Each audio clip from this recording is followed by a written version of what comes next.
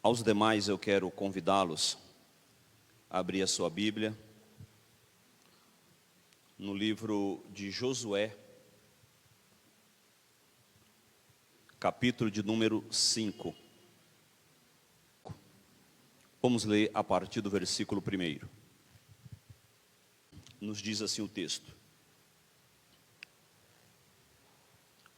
Sucedeu que, ouvindo todos os reis dos amorreus que habitavam deste lado do Jordão ao ocidente, e todos os reis dos cananeus que estavam ao pé do mar, que o Senhor tinha secado as águas do Jordão diante dos filhos de Israel, até que passamos, desmaiou-se-lhes o coração, e não houve mais alento neles por causa dos filhos de Israel.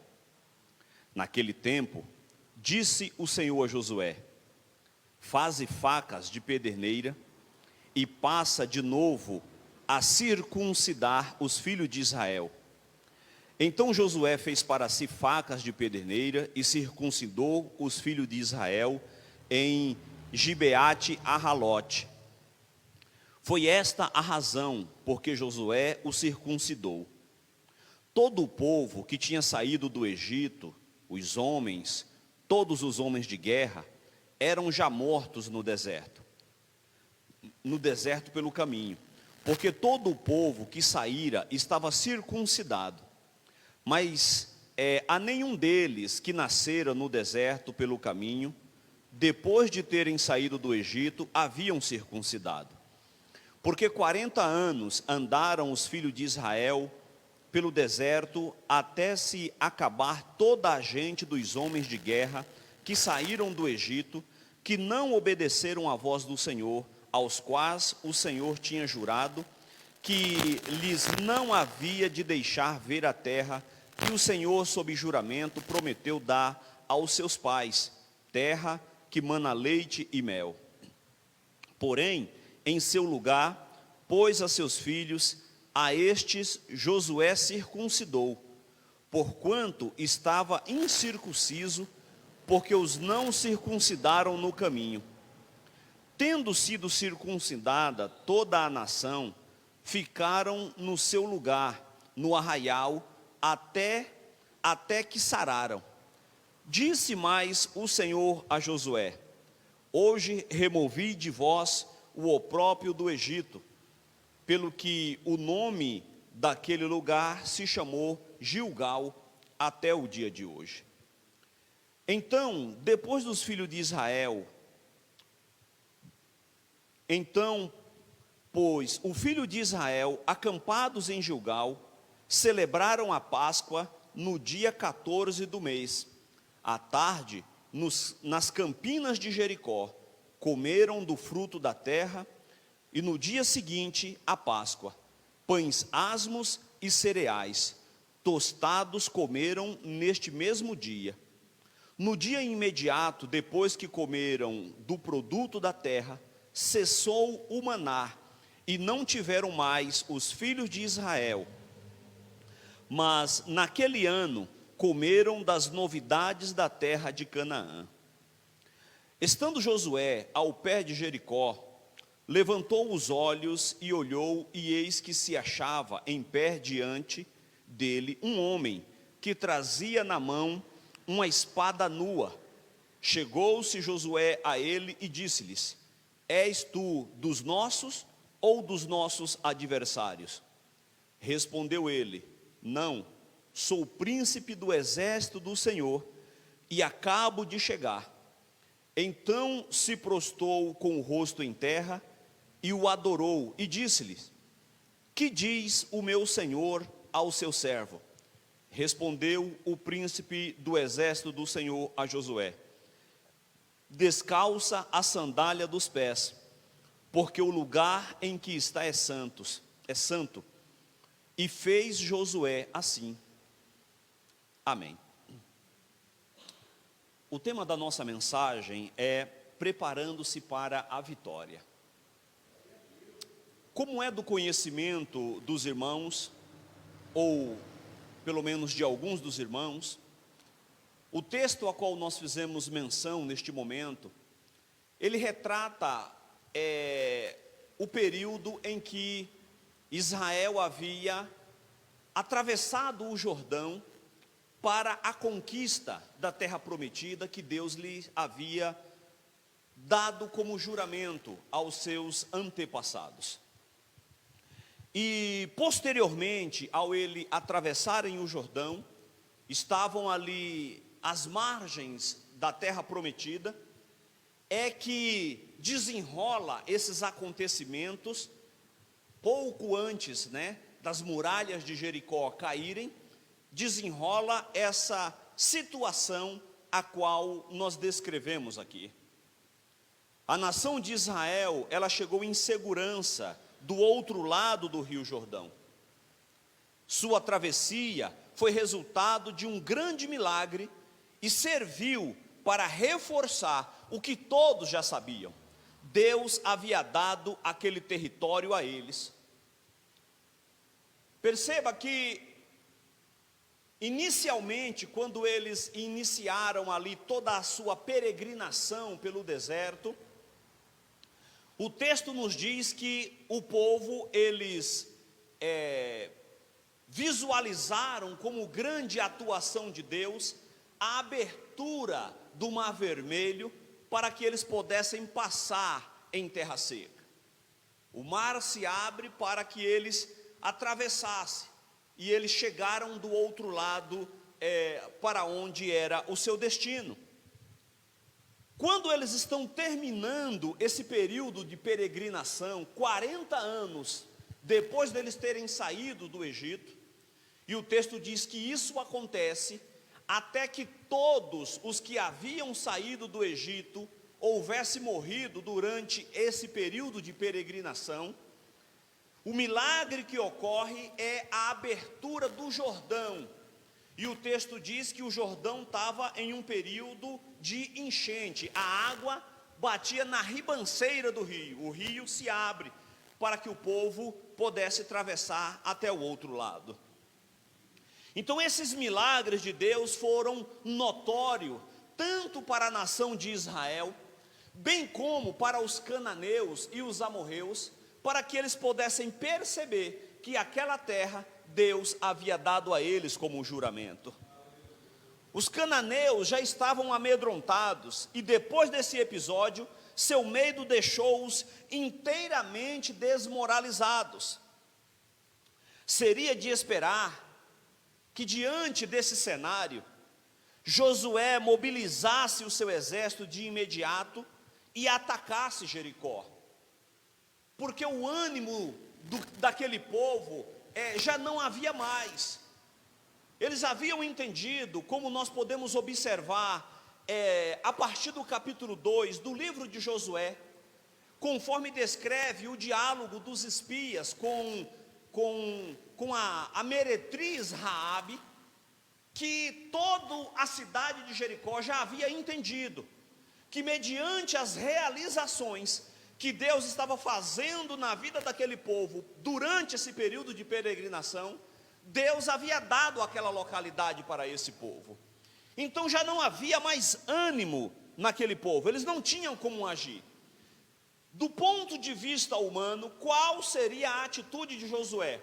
Era justamente aproveitar esse momento de vulnerabilidade de todo o povo, de falta de ânimo do local aonde ele entrou, mobilizar o seu exército e invadir de imediato aquela cidade.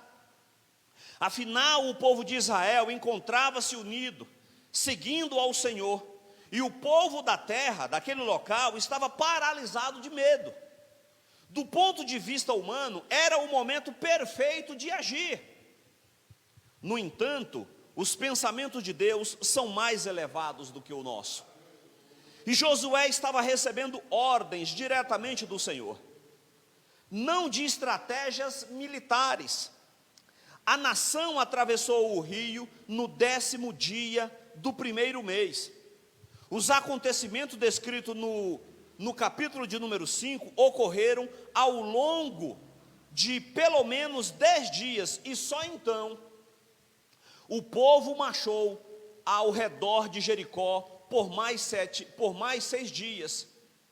Deus esperou mais 2 semanas para dar ao seu povo a primeira vitória na terra em que ele havia prometido lhes introduzir. Antes de Deus confiar-lhes a vitória, é preciso que seu povo seja preparado para esse momento. Sempre existe um momento preparatório para que Deus ele venha fazer em nossas vidas aquilo que ele tem como objetivo.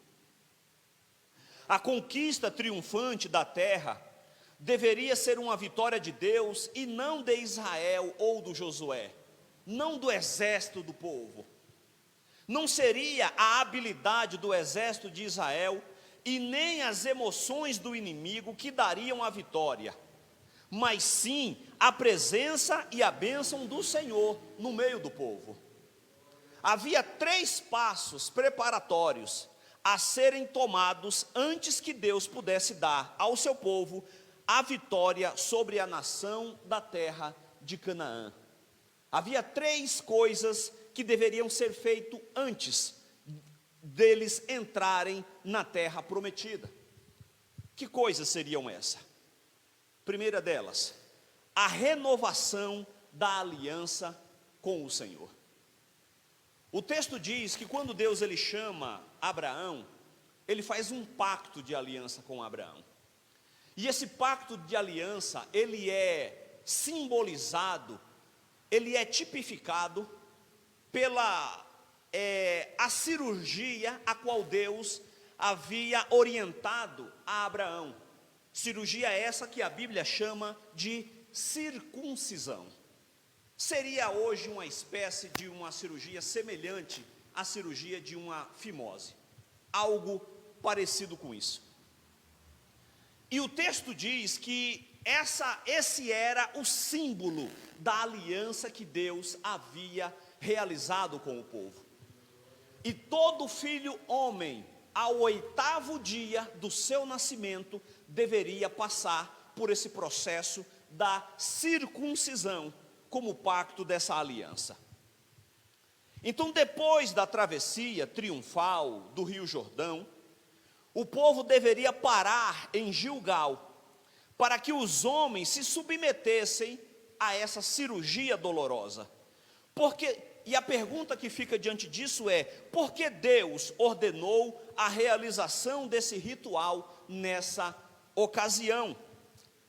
Por que Deus fez isso? Para restaurar o relacionamento da aliança. Por quê? Porque quando Deus ele retira o povo do Egito, e quando eles param no deserto, a primeira coisa que Deus orienta a Moisés é que todo homem fosse circuncidado. No entanto, durante o período de peregrinação, até porque Deus já havia demonstrado que esses homens foram reprovados por conta da sua desobediência durante esse período, não houve mais a circuncisão daqueles que nasceram no deserto. E ao atravessarem o Rio Jordão, antes de conquistar a terra que Deus havia prometido dar a eles, era necessário restaurar o relacionamento da aliança. Israel era a nação da aliança, um privilégio que Deus só havia dado a eles. Deus estabeleceu sua aliança com Abraão quando o chamou na terra dos caldeus, e selou essa aliança com um sacrifício. Como sinal deste pacto com Abraão, os seus descendentes, Deus ordenou a circuncisão. Por meio desse ritual, os israelitas tornaram-se um povo marcado, pois pertenciam ao verdadeiro Deus vivo. Era um pacto, era uma marca física, era algo simbólico para a vida das pessoas. É verdade que com o passar do tempo, nós vamos perceber isso, tanto com a nação de Israel, bem como também com a atitude, às vezes, de alguns personagens no cenário da igreja, que às vezes nós damos atenção mais para o símbolo da aliança do que para o significado da aliança propriamente dito. E aí é onde se encontra o equívoco. A cirurgia era para representar algo que, teoricamente, deveria ter acontecido no coração de cada uma daquelas pessoas. No entanto, com o passar do tempo, a circuncisão, ela tornou-se apenas, exclusivamente, um ato físico e não espiritual. É baseado nisso que, em alguns momentos, a palavra de Deus vai advertir essas pessoas dizendo: circuncidai os vossos corações. Nós olhamos para isso dentro da igreja, que age em alguns momentos de maneira semelhante, quando vai defender apenas o símbolo da aliança do que o significado que ela realmente representa para as nossas vidas. Então a marca da aliança os lembrava de que o seu corpo pertencia ao Senhor e não deveria ser usado para propósitos pecaminosos.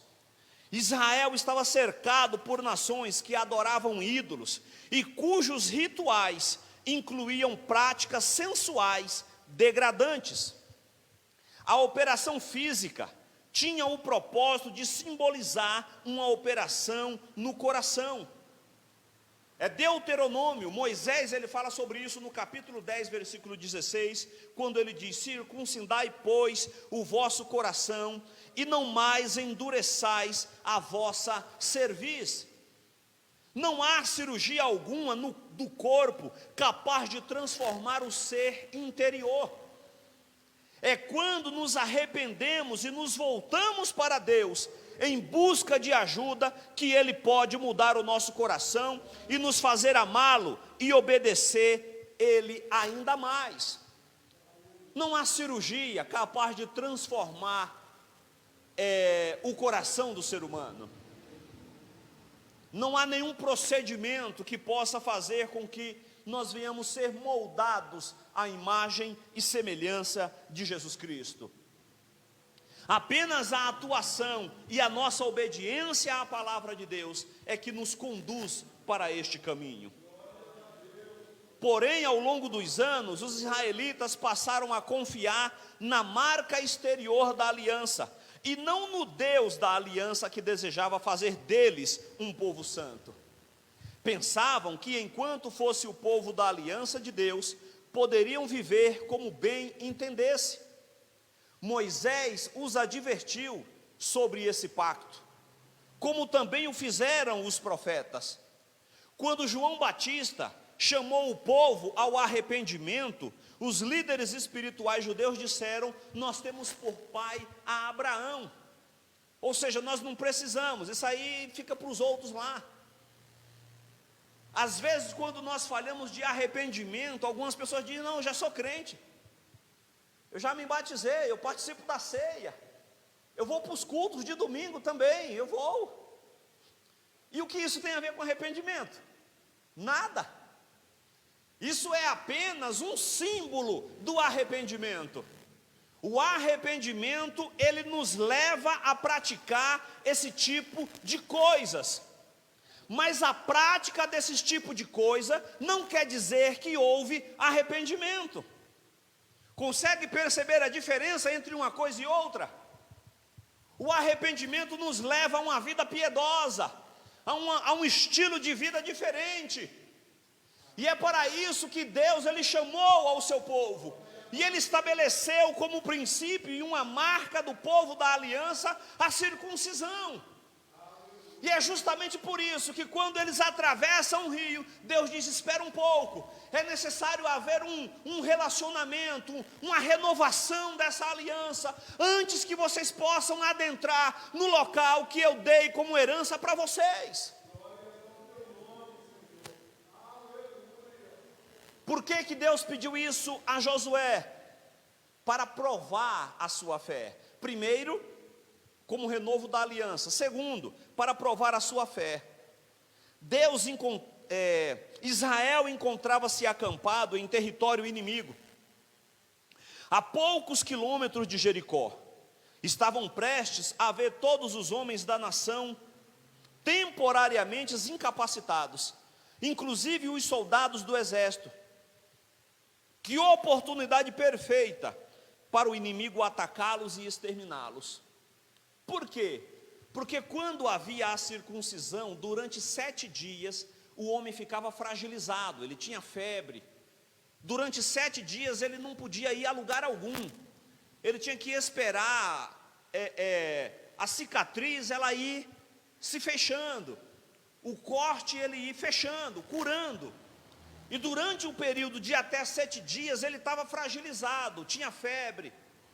Vocês vão lembrar do caso de Jacó, quando os seus filhos, em um pacto de aliança com outra nação, disseram maliciosamente para que os homens daquela cidade, para que houvesse esse pacto, deveria se circuncidar. E quando eles passam pelo processo de circuncisão, o texto diz que os filhos de Jacó invadem aquela cidade e matam todo homem que existe lá dentro. Lembra do texto? Com o filho na cidade de Siquém, pelo fato de que o príncipe da cidade de Siquém havia estuprado a filha, a Diná, filha de Jacó. E eles entraram naquela cidade, fizeram uma aliança, disseram ao povo que para essa aliança ser formalizada, eles deveriam passar pelo processo da circuncisão. E quando esses homens fazem isso, durante esse período de fragilidade e de febre, os filhos de Jacó entram na cidade e matam todos os homens que lá haviam. Então era um momento de fragilidade.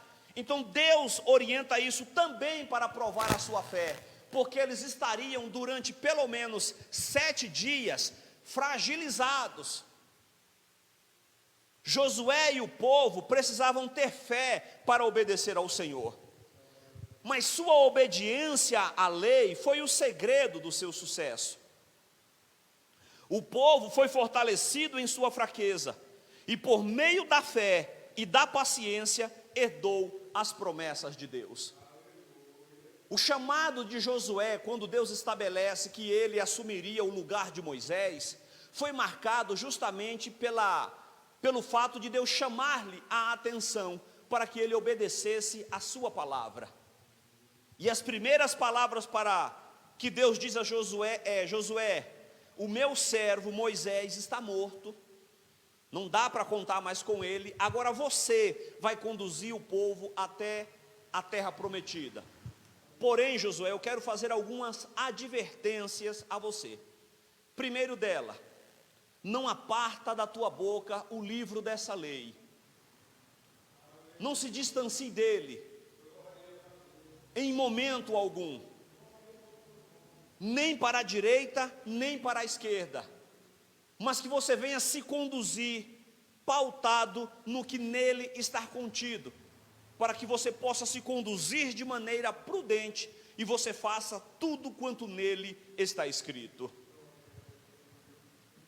Então, o chamado de Josué é marcado pela obediência à sua palavra. Depois de experimentarmos uma vitória, irmãos, empolgante na fé, Deus com frequência permite que sejamos testados. Às vezes nós passamos por um momento vitorioso, por meio de uma ação sobrenatural de Deus, e na sequência Deus permite que sejamos experimentados. Abraão, ele chegou à terra da promessa e foi confrontado com uma terrível escassez de alimento. Elias, ele triunfou sobre os profetas de Baal. Posteriormente ele foi ameaçado de morte. Depois de Jesus ser batizado no Rio Jordão, o Espírito o conduziu até o deserto para ser tentado por Satanás. Uma vez que grandes vitórias podem levar a um grande orgulho, Deus permite que sejamos testados, a fim de nos lembrar de que dependemos dEle. Em vários momentos, Deus ele vai nos mostrando que a nossa dependência do Senhor, ela é total. Outra coisa, por que Deus permitiu ou orientou Josué a circuncidar o povo? Para retratar algumas verdades espirituais importantes. Os acontecimentos do Antigo Testamento são com frequência ilustrações de doutrinas do Novo Testamento. O êxodo de Israel do Egito retrata o livramento do pecador de sua escravidão do pecado pela fé em Jesus Cristo. Deus, Ele quer que nos apropriemos da nossa herança pela fé, conquistemos nossos inimigos e desfrutemos o descanso espiritual que Ele oferece aos que caminham pela fé com Ele.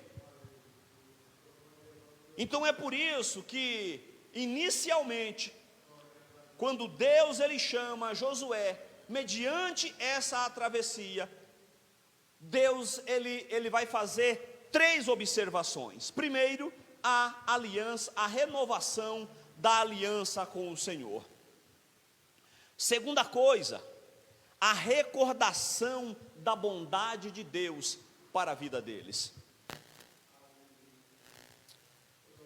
Em seu discurso de despedida à nação, Moisés ordenou repetidamente que os israelitas se lembrassem de que um dia haviam sido escravos no Egito e que o Senhor os havia livrado e feito deles o seu povo.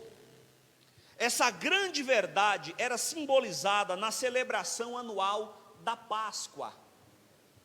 A celebração da Páscoa não é essa Páscoa que tem hoje não, tá? Isso aí não tem nada a ver com a Páscoa de Deus, com a Páscoa original, com a origem da Páscoa. O que nós temos hoje é apenas uma ação mercadológica, só isso.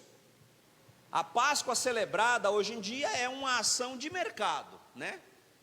Tudo bem, nada contra, mas não tem nada a ver com a questão da Páscoa que foi estabelecida por Deus, que era um símbolo da libertação do povo do seu período de escravatura.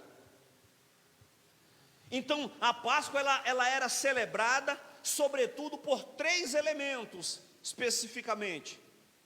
Não tinha coelho, não tinha chocolate, né? Mas tinha o cordeiro, as ervas amargas e os pães sem fermentos.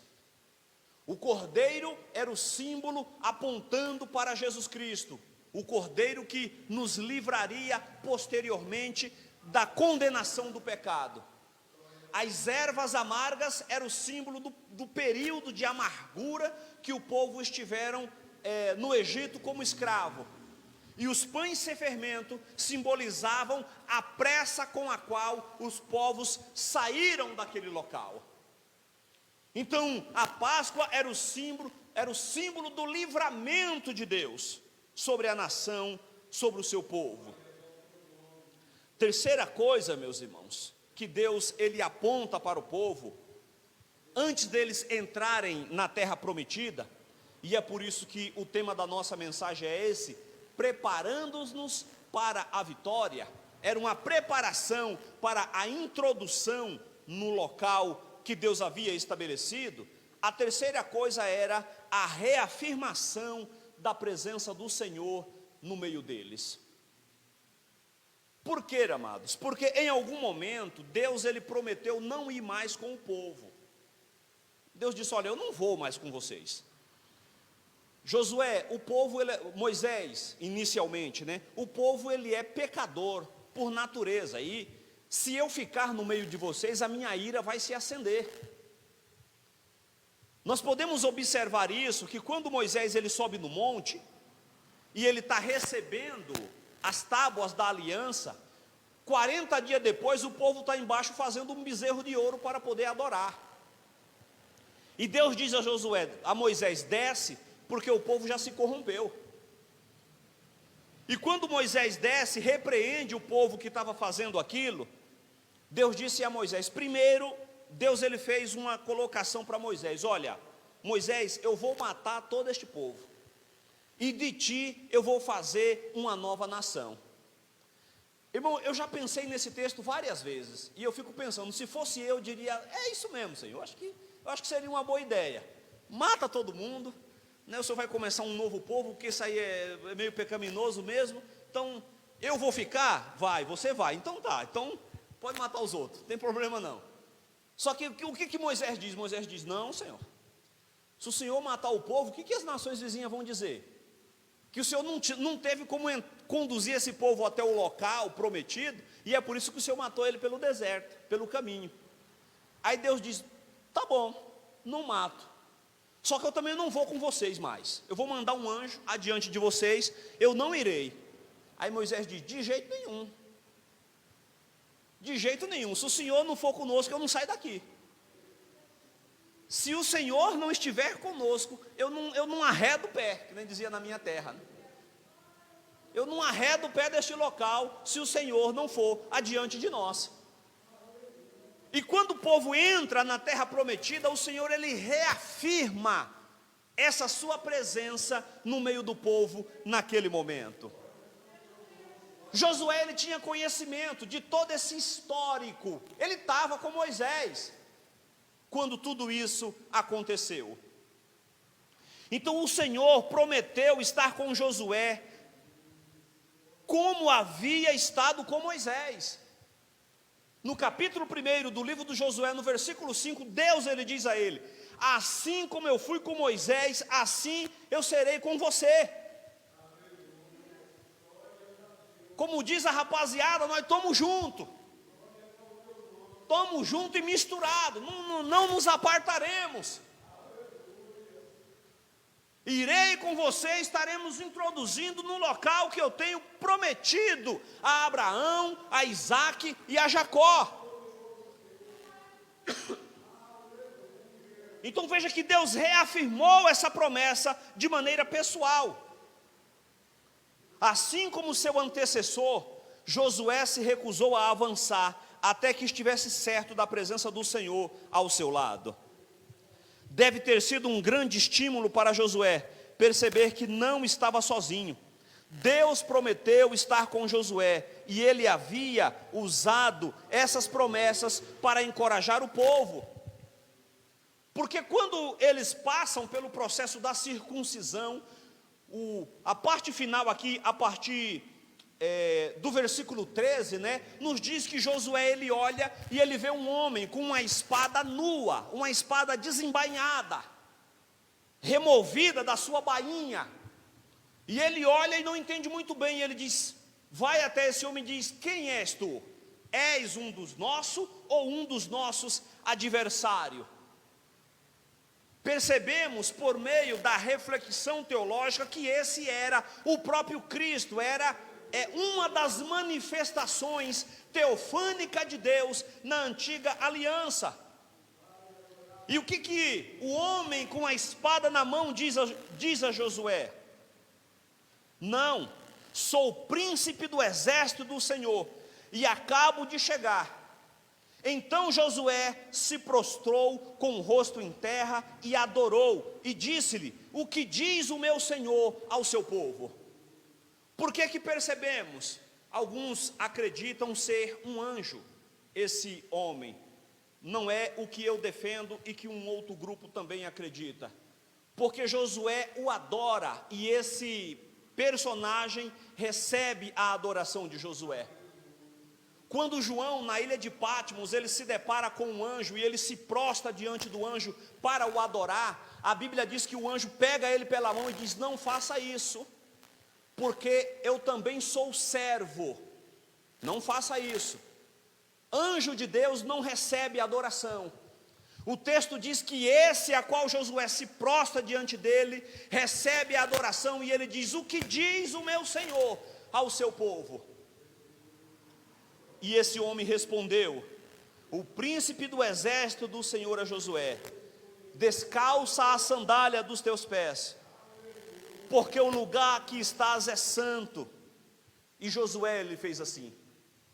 Esse descalçar a sandália, amados, não é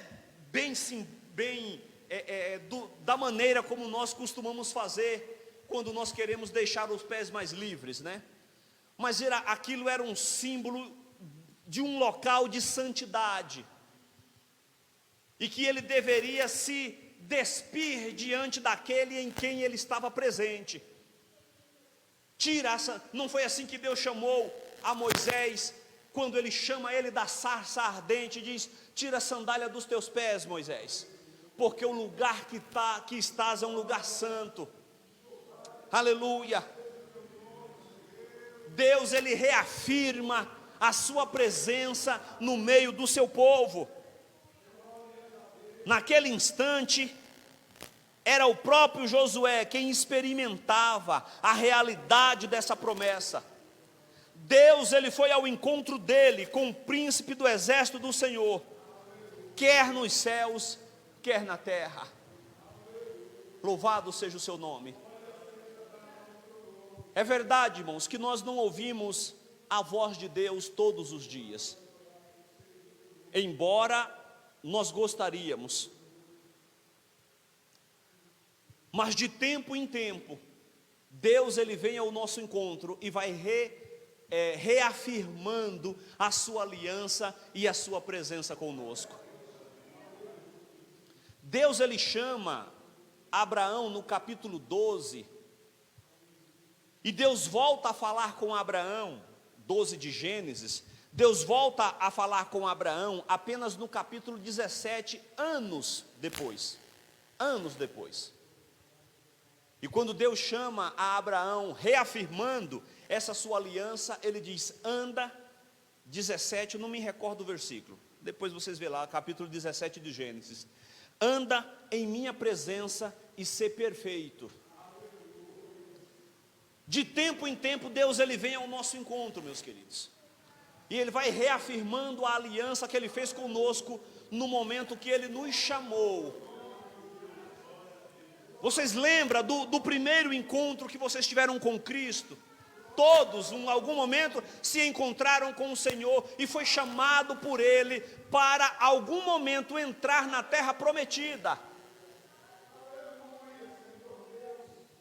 Porque Jericó, amados, ele é apenas um símbolo do local aonde a palavra de Deus nos promete que nos levará em algum momento. Como diz o texto, terra que mana leite e mel. Uma terra de fartura. Bendito seja o seu santo nome. Caminhando para a nossa conclusão, no ministério cristão, amados, as grandes batalhas são vencidas no âmbito privado. Quando os líderes se sujeitam ao Senhor e recebem deles as suas orientações. Veja que a reafirmação de Deus, ela não foi com o povo, foi com Josué. Deus apareceu a Josué e reafirmou com ele a sua aliança, lhe encorajando a conduzir o povo até a terra prometida. A lição mais importante do capítulo 5 de Josué é que, a fim de realizar com sucesso a obra do Senhor e de glorificar o seu nome, precisamos ser um povo espiritualmente preparado. Precisamos ser espiritualmente preparados. E a circuncisão, dentro daquele contexto, era o símbolo dessa preparação espiritual para aquilo que Deus estava para fazer na vida do povo. Reafirmando essa aliança, Deus, ele conduz o povo até o local em que ele prometeu. Aleluia. Às vezes parece tardio, né, amados? Às vezes parece que demora demais. Parece que as coisas não acontecem dentro da velocidade que nós gostaríamos. O processo, ele é lento, mas é o tempo necessário de preparação para a realização da sua vontade nas nossas vidas. Deus, ele está nos preparando para aquilo que ele tem a realizar na vida do povo seu. E todas as circunstâncias que nós enfrentamos, de alguma maneira, ela serve como preparação para recebermos, ou para, como diz aí no meio neopentecostais, né? estar nos preparando para que nós tomamos posse daquilo que Ele tem nos prometido sobre as nossas vidas. Deus em Cristo nos ajude nessa trajetória, para que possamos alcançar aquilo que Deus Ele tem estabelecido para a vida de cada um de nós. Deus abençoe, meus amados. Glória a Deus.